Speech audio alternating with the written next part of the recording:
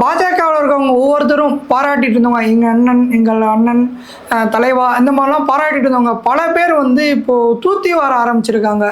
தனி மனித தொகுதி பாடுறதில்ல அப்படிங்கிற மாதிரி கொஞ்சம் தூத்தி வர ஆரம்பிச்சிருக்காங்க. இதை பற்றி நீங்கள் என்ன சார் நினைக்கிறீங்க? அதை அப்படியே நடைமுறைப்படுத்த சொல்லுங்கள். பாஜகவில் வந்து என்னமோ வந்து தனி நபர் தூதி பாடக்கூடாது, வானதி சீனிவாசன் அப்படின்லாம் ஃபோட்டோவில் போடக்கூடாது, எல் முருகன்லாம் ஃபோட்டோவில் போடக்கூடாது, நயனா நாகேந்திரன்லாம் ஃபோட்டோவில் போடக்கூடாது, மோடியை போடணும். அமித்ஷாவை மோடியை போட்டாலும் தனி நபர் தூதி தான் வருமோ? என்ன பண்ணுறேன்னு தெரியலையே. சொல்லுங்கள். தேவைப்படுது சார், தனிநபர் தூதி தேவைப்படுது. தமிழக இந்திய அரசியலே அப்படி தான் இயங்கிட்டு இருக்கு. இந்திரா காந்தினி தான் தனிநபர் தூதி பாடினாங்க. நம்மளே வந்து வாஜ்பாயின்னு தானே தனிநபரை தானே கொண்டாடணும். அப்புறம் அவர் பிரதமராக வரைக்கும் அவரை சொன்னோம், அத்வானின்னு நம்ம சொல்லிட்டு இந்த 2 பேரையும் தனிநபர் தூதி தானே பாடணும்.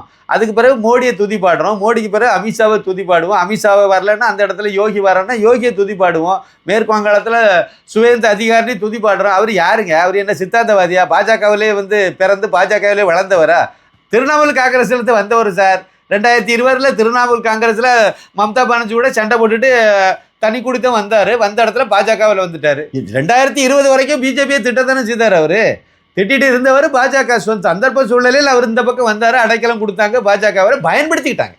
பாஜகவில் வந்து சுவேந்த அதிகாரியை பயன்படுத்தினாங்க, நீங்கள் ஆட்சியை பிடிச்சிட்டாங்க. தேவை அதுதானே. யார் வேணாலும் வாங்க, சித்தாந்தத்தை கொண்டு போங்க, அவ்வளோதான். அதில் அருமையான ஒரு மனிதர் அண்ணாமலை கிடைச்சாரு. அதை வந்து தமிழக பாஜக பயன்படுத்த தவறியது. நீங்கள் அவருக்கு மேலே கரிஞ்சு கொட்டுறதுல அர்த்தமே கிடையாது. நான் வந்து யாரும் பேசணும்னு நினைக்கல. விமர்சனம் காலையில் முடிவு பண்ணும்போது யாரும் என்னமோ விமர்சனம் பண்ணக்கூடாது பாஜகவில் உள்ளவங்களை அப்படிங்கிற ஒரு முடிவோடு நான் வந்து அதை சில இதில் சுட்டி காணிக்க வேண்டிய நிர்பந்தம், அதனால் சுட்டி காணிக்கிறேன். மற்றபடி யாரையும் குறைச்சி நம்ம பேச வேண்டாம்னு சொல்லி நான் வந்து முடிவெடுத்திருக்கேன்.